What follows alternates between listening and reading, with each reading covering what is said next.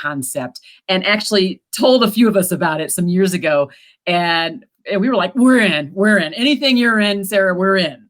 And there was a small group of us. I think it may have been, I don't know, 25 people to start, but Sara runs Elkins Consulting, and she is really a communication expert. That's what I would call you, but you can obviously expand that. And so tell us a little about you, Sara. Welcome first, and then tell us a little about you and more about this amazing conference idea you came up with a few years ago. Thank you, Heather. I really appreciate this.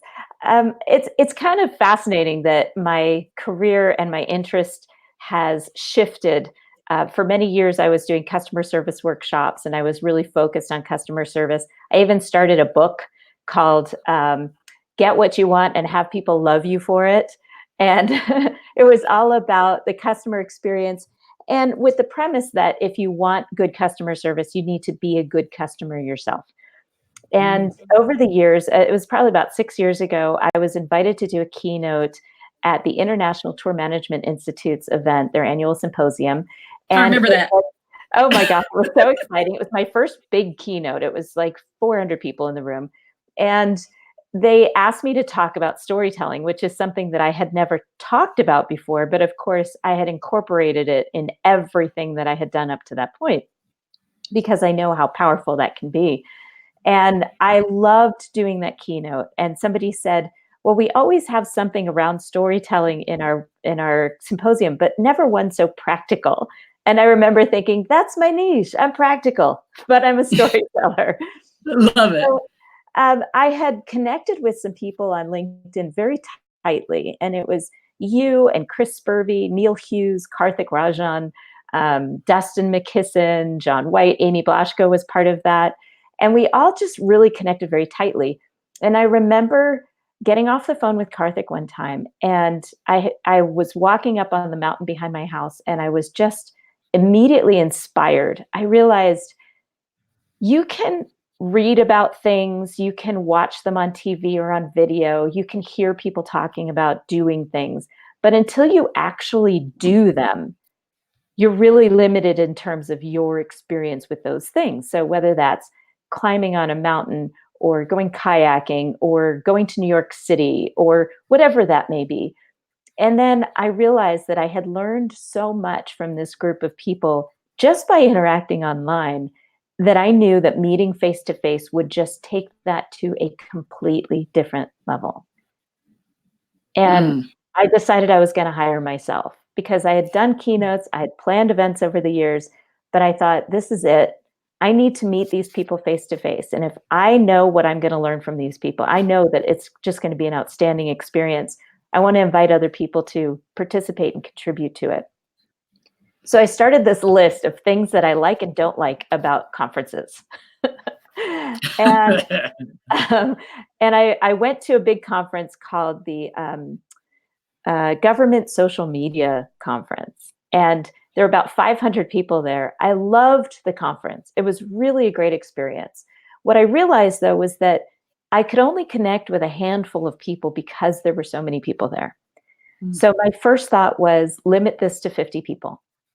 So it will be exclusive, but not because it's so expensive. It'll be exclusive because it's only 50 people. And I knew I wanted it to be a diverse group. So when I start looking at facilitators for sessions, I really look at people who think differently from me, people who have had different growing up experiences. And then the last part was, well, not the last part, there's so much to it. Yep, we're going to talk about that. Yeah, the big one was, I don't want any keynotes, which when I told my husband all about this, he goes, wait a minute, you're a keynote. What do you mean you don't want keynotes? And I said, well, these are going to be self-selected people that want to learn and grow together. These are people who already know each other in some ways. And if I have one person speaking at the front, then I'm not leveraging all that experience and expertise in the room. When you think about it, that's what a keynote does. They speak at a room. And even if they're super engaging, you're kind of missing out on other people in the room that may have some serious value to contribute to any topic.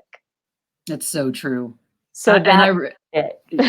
Well, no, I mean, I agree with you. I know, I think about that because I was reading something the other day from a speaker magazine or something that said, uh, the folks are like collecting stats and you want to make sure you're engaging, make sure that you include in the audience as much as possible, that's like the way of conferences anyway, is that you're wanting, if people are feeling like they're going along with you on the ride versus being like getting off your ride and getting off your on and off of it basically, and Right. instead of it coming with you. So I love this idea. What you did with Smaller Virtual is really create an experience, and experience has gotten better and better over time. Let's invite a really cool friend of ours who also has been on this journey with us since the beginning on as well. Let's see if we can do this right. So if it's not right the first time, I promise we'll get it right. Okay. So here we go. Yay, Amy Blaschko! It worked. So excited. Yay, it did. Yay. So Amy and I are both two of the ones that have actually gone to each one of the longer virtual conferences. And neither one of us is anytime soon looking not to go. So we're not taking it off our agenda. Oh no, it's a must attend. Must. Yes. Oh my gosh, I can't wait to see you guys in person. I think one of the best parts about every No Longer Virtual is that when we all arrive, we're immediately hugging. And Karthik Rajan said, it's more like a reunion than a conference. That's exactly what it is. It's a reunion, and then we meet a couple new friends, and then that's part of the same reunion. Yeah, exactly. Exactly. And I mean, I honestly, I mean, I'm the only child. I say this all the time, I'm the only child. And I know everybody here has siblings, but when I come see you guys, it's a reunion, but it's like a family reunion for me, for sure. It feels like we're here are my sisters, here are my brothers, kind of thing. Yeah. Well, without I'm always embracing. Without the obligation. No pressure. I love it. I love it. So one of the things that this idea of connection is a big one, connecting outside the keyboard and us connecting to one another. And yes, we embrace each other. And I mean, I am just ecstatic when I see everybody, all of us walk through the door and we're just like, totally nuts over it's like we're all superstars in our own right to one another. It's kind of crazy. Mm-hmm. But what other ways do you, Sara, curate this experience that creates deeper connections? Well, for one thing, all of the sessions are co-facilitated. And what I find is that when you have two different people working together to create that environment, as opposed to one voice, you're more likely to reach every person in the audience. Because we all know that we connect more deeply with some people than others, or we understand their language skills and their communication style better. And so this opens up the possibility to really engage all of the audience members using two different voices as the presenters. And what I found is that when I did the very first session with Karthik, it connected me more deeply with Karthik because we had never done anything like that before. And we had to work together to create something interesting. And I would be curious to hear, I know that Heather and Chris Spurvey did a session in that first No Longer Virtual. And then we had Amy and Zach do a session in Denver, which was so full of energy and fun. So yeah, I know. Curious, huh? So I'm a little curious to hear what your experience was in terms of being a participant, having the multiple voices to be facilitating the session, and then actually hosting one of those. Yeah, well, I'll start. I mean, going to that very, very first NLV, I mean, this was a leap of faith in a lot of ways, right? Because there were no LinkedIn locals. None of that was like what's happening today. You were the trailblazer. And all of us that attended, we really were like, I like these people. We have a relationship online. We're connecting here. But for me, I was flying all the way across the country alone, meeting up with my LinkedIn friends. My husband's like, who are you? And I've told Sara this many times. It's like, I felt a really strong, I have to be there. And I go a lot on my gut and my instinct. And it's like, no, you need to be there. And I'm so glad I did. Obviously solidifying and building all these relationships with you two and everybody else. But it's just the content, everything there. It just so many like-minded people in the way that they are open to kind of receiving new knowledge. Not like-minded in that it's all like group speak and everybody's saying the same thing, because that's not it. what makes it exciting for me is that sort of cross-pollination. And I think that starts with having the co-facilitators. So as for me, the first, when I went to this first one, I wasn't presenting, but I was sitting next to Zach Messler. And that was a happy coincidence because we immediately like, oh my God. And during the sessions, we're nudging each other like, we gotta do this. You and I, we're gonna do this next year. I was like, yes, yeah. So and we asked Sarah, and she's like, great, terrific. But I think it's that infectious energy, and you get something different from each of the presenters. You get something from their interaction, right? It's almost like three different presenters because you have presenter A, presenter B, and then what happens because they come together. And I think that's the magic. And that's really that magic of NLV is that sort of cross-pollination, people coming from all over the place. It's not industry specific, which I love. It's not geographically specific. It's just all different walks of life, different things, because we otherwise in our own worlds, we probably wouldn't be attending a conference or an event with the same group of people. There's no way. This is what makes it a reality happen. And I truly value that. So that was really exciting for me. And then the next year to be a presenter was equally exciting in a completely different way. And anyone who knows Zach Messler, I'm a pretty enthusiastic, energetic person, positive up. Zach is like me on steroids, right? To add to that, he has this booming announcer voice.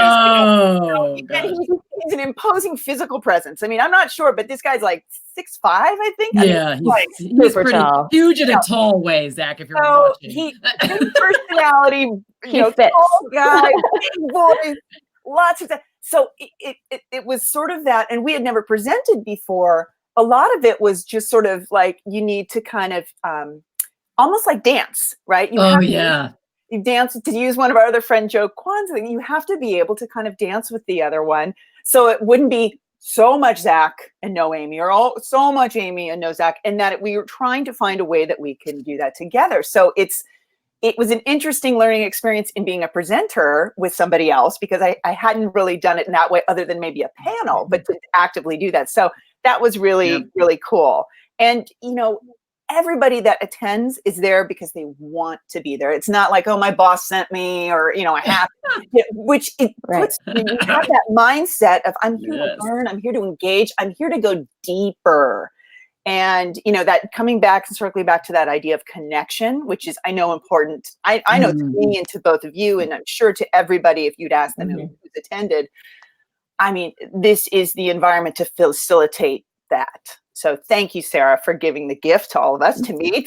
I'm proud of myself that I just trusted the intuition to go to that first thing, because I know there probably anyone listening, and it sounds cool and those ladies sound great, but I don't know, take that leap. Because the other thing I've noticed is that unlike some other things where you've gone back to the same things, and it can easily go to a place of like clicks, right? Oh, yeah. Either in or out. This is probably the most inclusive event, because sure, there's I don't know what we call it, the veterans, right? That we've been there from the beginning. Alumni. I like to call you alumni. Good. Just don't call me an oldie.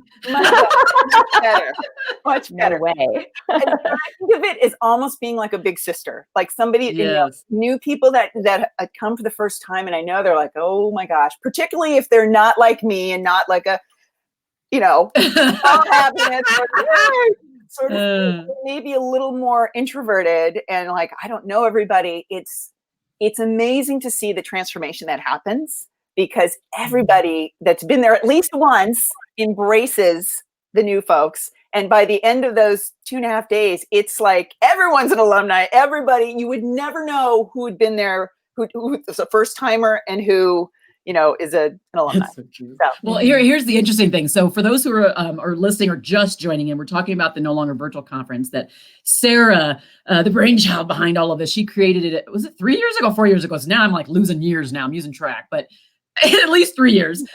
She came up with this. And so I want to make sure you're caught up on this conversation. So both Amy and I are veterans, and we've attended each one of them. and it's been amazing. In fact, so I always say, so I'm drinking the Sara juice right now. It's a Kool-Aid. It's Sara Kool-Aid. So I go where she says to go, right? That's the way it is. And so if she says, is it going here? I'll just be there, wherever that's at. I don't know where that's going to be. So I think the key here is, Amy's talking about all the connections. She's talking about the learning. She's talking about the diversity, the inclusion, just all of, I mean, there's so much that's there. The one thing I would say is that it's a safe space. And that's what I think is so important when we're coming into it. And we're not going to be coming, you're not going to be judged. When you come, this last time, I mean, we did this thing last time, and I'm not joking. I have it here and I did not move it. We had this thing where we, Oh my God. we wrote a goal. We wrote a goal down, whatever it was in the top. And then people that were in that group got to put stickers all around it and say how they could help us in that goal. And that goal for me was doing a TED Talk.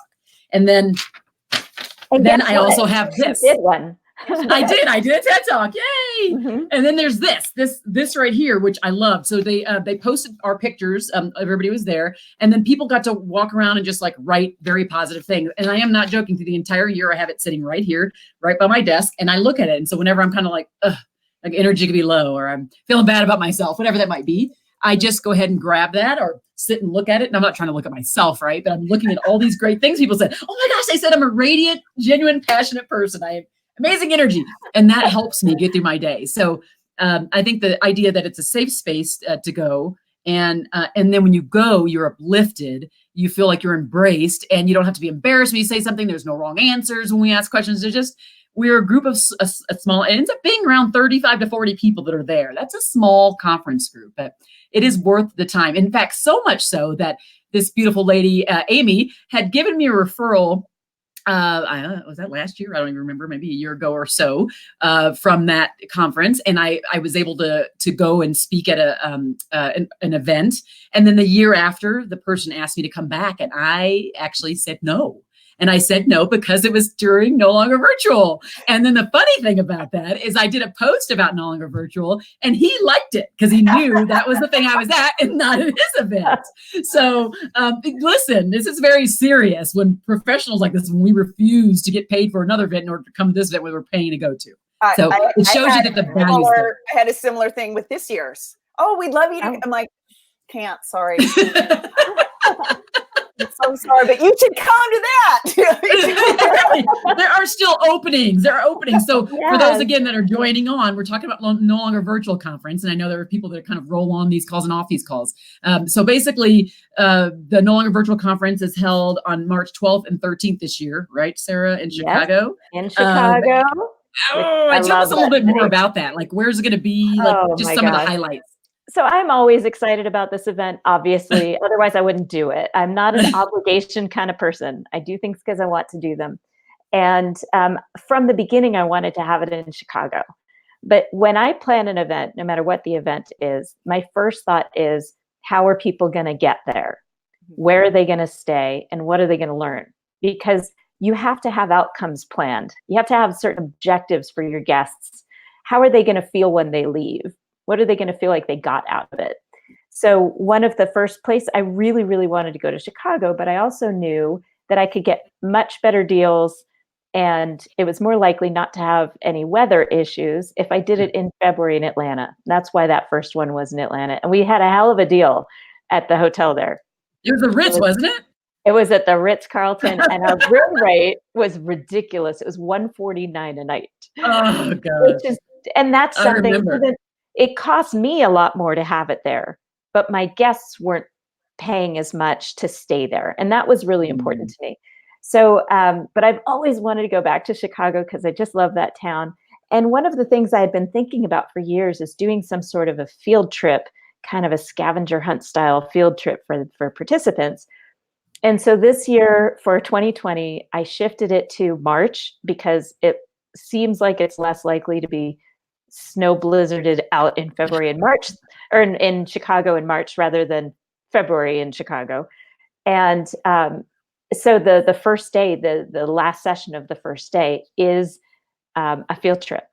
And Chris Spurvey and Megan Miller, both alumni from NLP from previous years, are doing this awesome session. And what I realized as I was looking at the agenda is that there really is another theme emerging. Because every year I look at current, really relevant topics that people are talking a lot about, really interested in sharing information about. And then I find people that seem to be sharing the most relevant information on these topics and doing it well. And I reach out to them to facilitate these sessions. And I realize the theme that's coming through is really active listening, authentic engagement. It's not just engaging, because that could be just a like, but that doesn't really bring anybody more value. So all of the sessions are really centered around not just connection, but authentic engagement, active listening, the idea that just hitting a like button isn't going to contribute to the conversation. So I'm particularly excited about it. We are, it's limited to 50 people. It always is. And that is unlikely to ever change.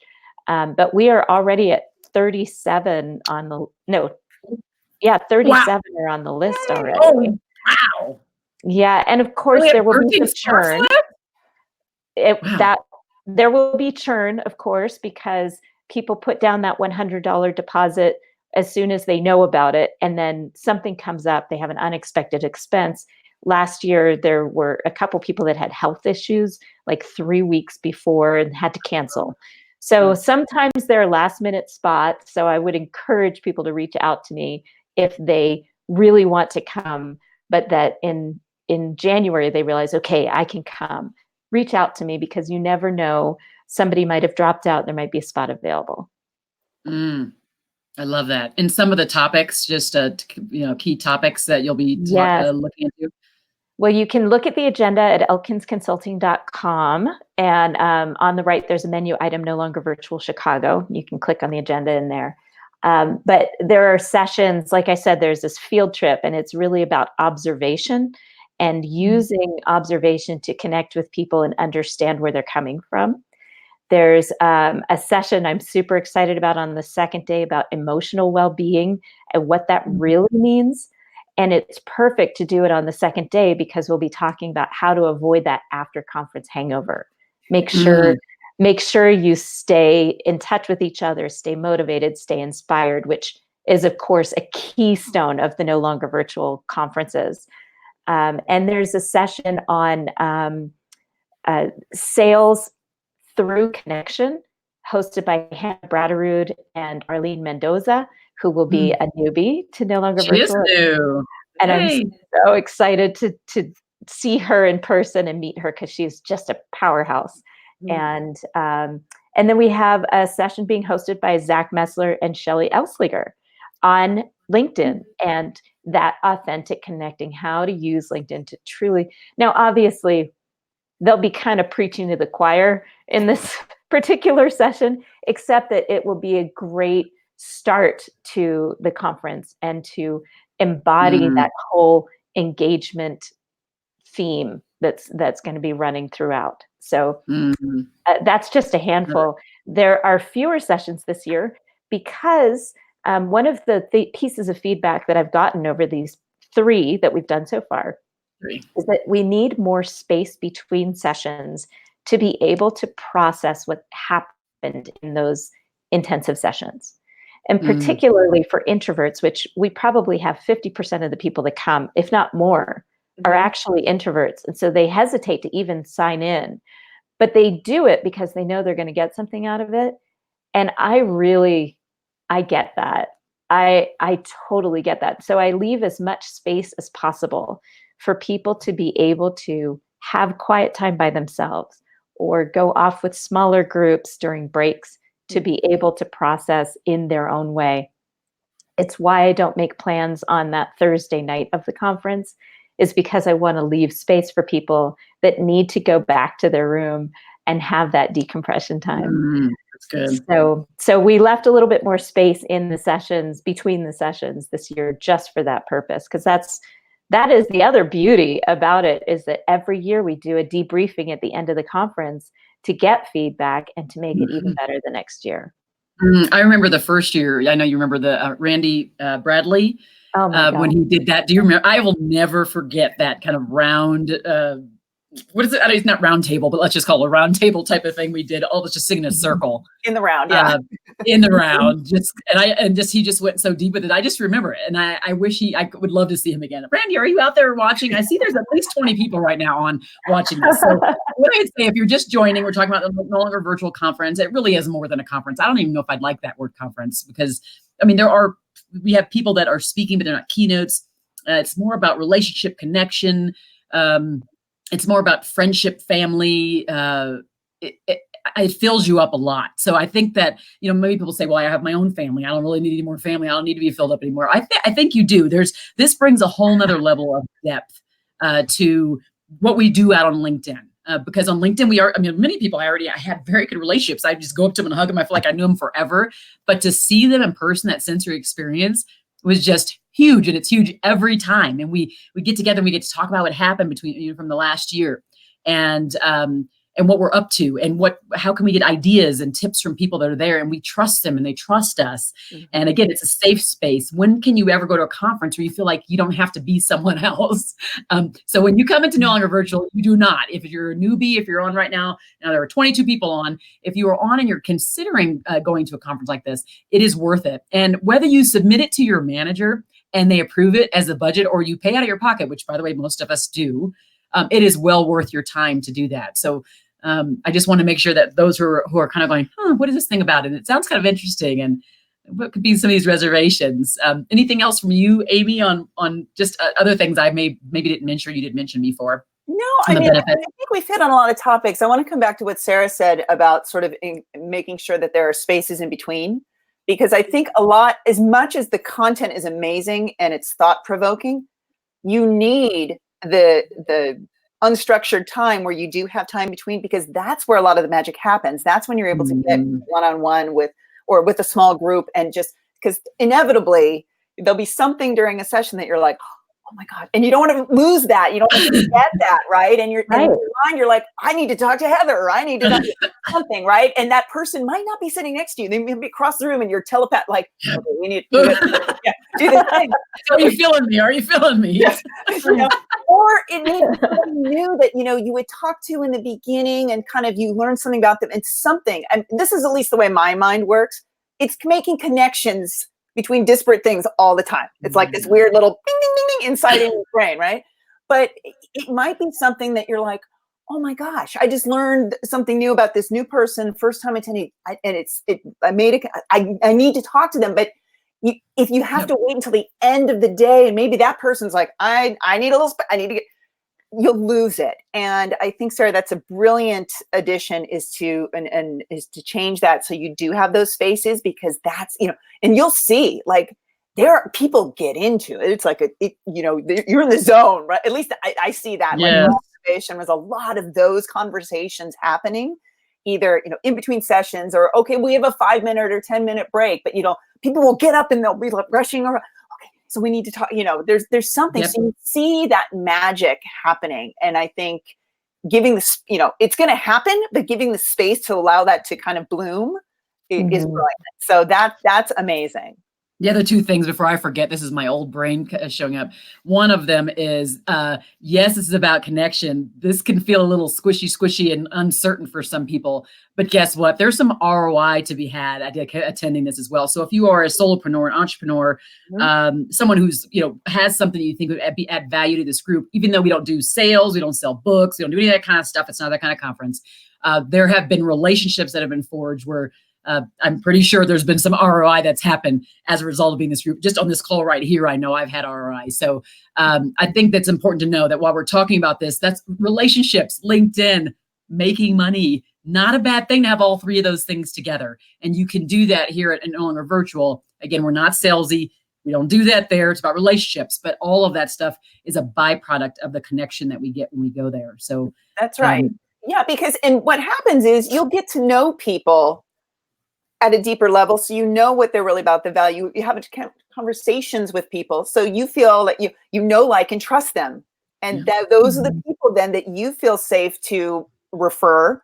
That you're like, I know this person. I've spent 3 days with them. I've done that. This is what their expertise. This is what they do, and that's happened again and again and again and again. And I I feel like the folks that I've met through NLV are part of that trusted circle that I unequivocally, no problem recommending anybody, right? And what's great is that, like I said, this is not industry specific. So there's things that people get asked all the time, different things. Like I'm a writer, but there might be other people that I'm like, oh, you need to talk to her about this, or I've got somebody great. And I love being in that position. And it's not just oh, who do I know sort of thing. You know somebody because you've met them and you've spent time with them. And like I said, like, and trust because you've had a chance, not just to interact online, but to really, really know them and feel comfortable. And when you're making, at least for me, like, I don't want to refer somebody that I don't know, because I feel like that's not doing, that can do a disservice to, so this is another opportunity to do that. And and I've gotten business and I've sent business, and it's one of those like happy, virtual, that is an amazing byproduct. I'm not going to NLV with the expectation I'm coming away with 10 leads or something like that. But it definitely, the investment in myself and my own personal development and professional development, the investment in the relationships and the continuation and going every year. I play the long game, and I know that business has come my way, and I've been able to, shoot it back out into the NLV universe over and over again. So absolutely, if you're kind of thinking, oh, I don't know, is there a way to justify this? Yeah. There. Oh yeah, absolutely. And so for those who maybe didn't hear before, it's no longer virtual. March 12th and 13th in Chicago, you have to go to elkinsconsulting.com, and you see on the right-hand side, the no longer virtual Chicago. You can click that link, and that's how you can go in and either reserve your spot or register. I'm not sure. Is it just reservations right now, or are you full on registering? Full registration now. I'm not taking any more deposits to hold space. Awesome. So that's great. But just know that don't think of it as, oh, I'm gonna drop, this a few hundred here, a few hundred there. It's not. It's way that has nothing to do with it at all. Believe me, when you come away, you'll see how much value that you get by doing the investing in you and investing in your future and in a bigger way, more than even like those 1,000-person conferences you attend, because there's just more of a direct connect between the learning and the people that are doing the teaching and just all of it. We're learning and we're teaching each other, and we're there to support each other. We were like literally there. What is your next goal? We were there. We were on it. We were giving you, and that is it. And there's no questions, and you're part of the tribe at that point. You're in. So you're in. Hey, if you want out, you probably can't get out. I've had somebody in the group who edited my first book. I've had somebody in the group who helped me promote the first book, helped me promote the TED Talk. I have something like Amy who referred me to a client. I mean, the list goes on and on and on. The types of connections, and it's the trust. I just sent out something to somebody, and it was like, boom, and it's a huge thing for this person. Amazing. That's the kind of thing we do for each other in this tribe. So please join us. I don't know, Sarah, if you have any last minute things you want to say before we wrap up. I'm just looking forward to seeing everybody there again. It's what's really amazing as a host for this event is that I get to participate as well. I get to sit in that room and learn from these people. And I'll just head back to that whole idea of no longer virtual in the first place, which is you can only gain so much of a relationship by meeting online, even through Zoom and other video conferencing.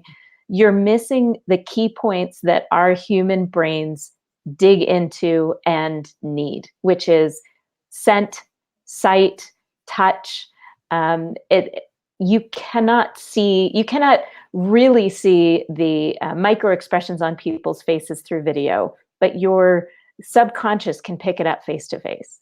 And you can talk about things and you can go on video and you can read things, but until you experience them, you're missing out on 90% of the experience.